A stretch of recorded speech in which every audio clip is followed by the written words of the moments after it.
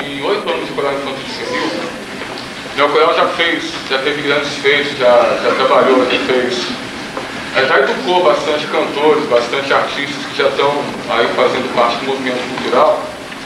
Agora, uma das metas do coral infantil juvenil, do coral experimental, enfim, do movimento coral, é criar agora uma política, enfim, criar uma forma de trazer agora, de ampliar o estudo, além do estudo vocal, o estudo instrumental.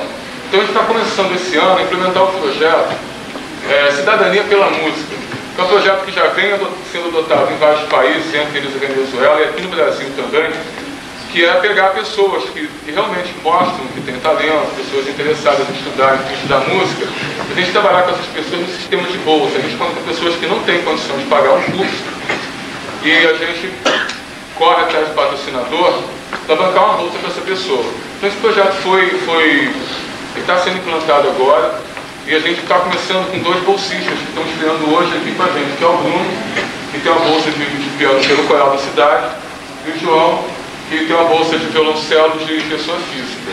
A gente quer estender esse projeto ano que vem e ver se a gente consegue, até o final do ano que vem, chegar a pelo menos uns 50, 60 bolsistas.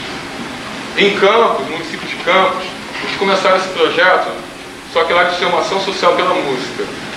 E há 5, 6 anos atrás, hoje Campos tem uma orquestra sinfônica, que inclusive a gente tocou aqui em Angra. Muitos desses integrantes da orquestra, que hoje vivem disso, eram pessoas da área rural, da cidade, filhos de portadores de cana, filhos de oleiros, enfim, ganham uma bolsa para estudar na escola e hoje dão aula de violino na escola, tiram aí uma faixa de R$ 1.1.200 por mês. Com certeza foi uma subida muito boa na vida de algumas dessas pessoas. Né? Essa coisa que falam muito, que arte não dá futuro, que música não dá futuro. Não, é uma profissão de qualificação superior ou técnica, como qualquer outra. E tem campo de trabalho como qualquer outro. E uma vantagem da música, que nunca ela vai ser, vamos dizer, substituída por uma outra coisa.